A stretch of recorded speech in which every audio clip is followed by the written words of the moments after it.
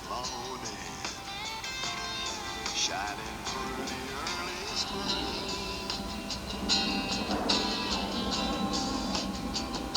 Down in peaceful Verde Valley, who knows what tomorrow may bring?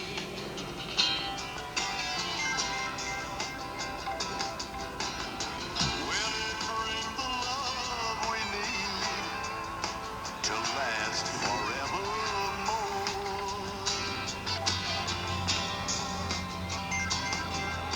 Or could it bring the unknown that we've never seen before? Oh, let the sky be blue tomorrow, just like it is today. Down in peaceful Verde Valley, may it never fade away.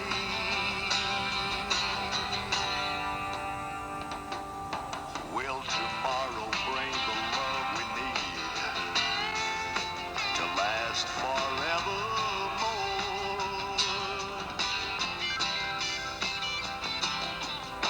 Or could it bring the unknown that we've never seen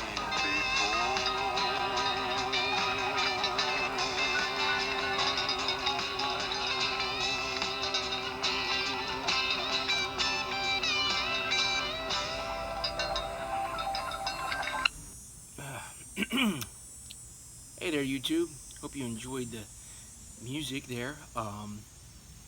First things first, that's gonna be stuck in your head all day, ain't it? Because I know it's gonna be stuck in mine. That's one of those tunes, man. You just start all of a sudden, you hear it, and later throughout the day, you're like humming it, you're singing it, and you're like, what the heck? I can't get this out of my head. Peaceful Verde Valley. And for those of you that read the title and know what's going on here, we got a double review. And I got an OTC that goes with this movie review. And I've been holding on to this. I only have a little bit left. As you can see, I've worked through this pouch pretty fast. So you got Carter Hall. And the reason why I wanted to wait and do the review along with the movie review is because there's the farmer. There's a scene in the film, and he's got one of the big tubs of Carter Hall, and he's loading his pipe up after a hard day's work on the farm, and he's BSing to the old lady about how the cow was his prize money is going to be shot to hell because his cow was killed, that he was going to enter into the fair, and he was hoping on that money because he was sure he think he was going to win, so and he was complaining about that to his wife, and here he is loading his pipe up with some Carter Hall. And let me tell you, for an OTC, man, this is doing the job. I like this way better, 10 times better than Velvet.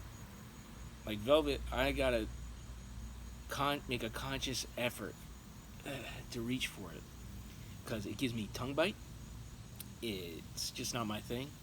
It has some interesting flavors, and there's an interesting room note and things like that with it, and even an interesting flavor when you start working through it.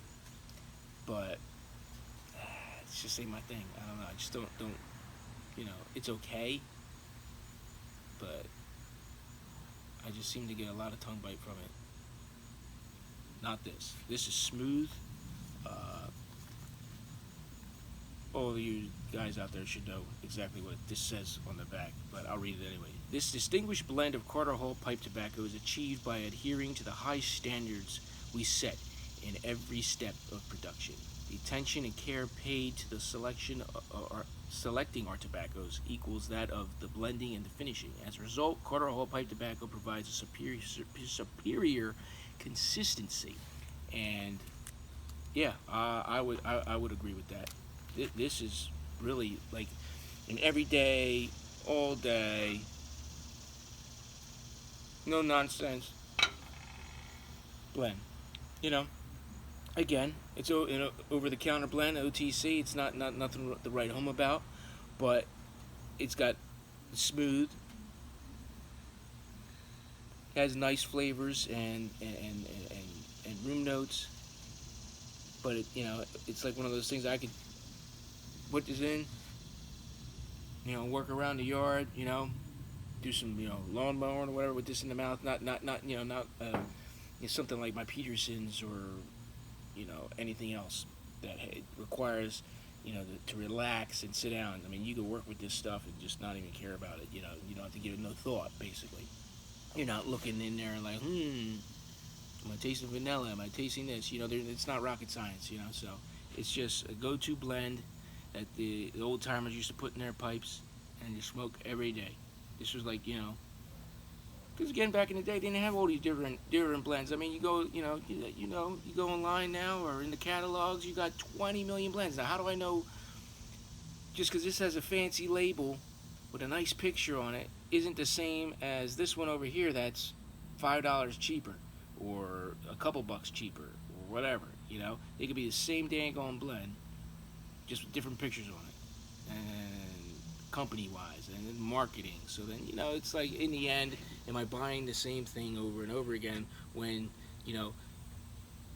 they might have a lower, like say for instance, they had say a big company had something like this in their lineup, whatever this is made out of, Virginias and Burleys and stuff.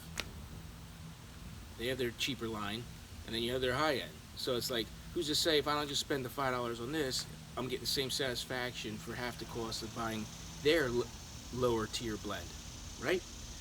So who knows, but it's a great blend. So now to get to the movie review,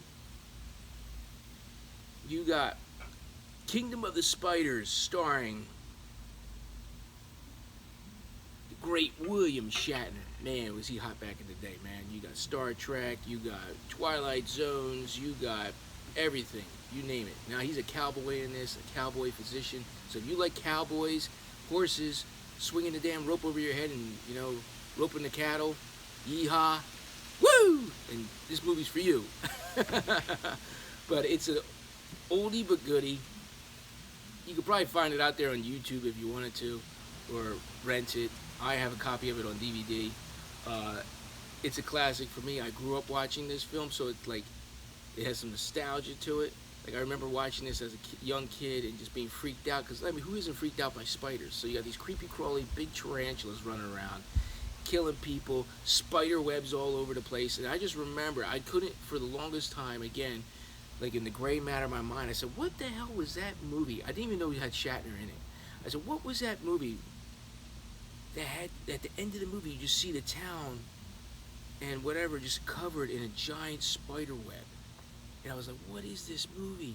And it took me a while to find out what it was. Because all these movies back in the day, Kingdom of the Animals, Kingdom of the Spiders, they all had like these themes, like the wild animals go out and they go crazy. Nature gets bucked up. Apparently in this film, from them spraying DDTs in the air and everything, the spiders got all mucked up, got pissed off, and they were desensitized to it, and it was that was killing off their food supply. So then they had to adapt, and basically they mutated to have a hunger for human flesh and just mammals, instead of just eating it because their insects, their food supply was done. So yeah, so you got the Shatner running around figuring out why this guy, the old codgers, farmers, cow got killed. They bring in this, attractive blonde who's like the love interest for Shatner, and they're trying to figure out what's going on. And it's interesting to note that the soundtrack in this, not that main song that I played, but the main, like the little, it's like tinkling bells. It goes like that, and then dun dun dun, like. Of course, I'm not sure my description is valid like that, but I don't think I'll be able to look up anywhere and find a sound clip for that. But it's the same sound clip that they used in like a lot of the Twilight Zones, like the eerie tinkling bell. It's the same tune. It's the same tune that was used in all the Twilight Zones for like scary, like it's a scary little theme going on. So like when the spiders would go around, it was like they play that tune. But it's a great movie.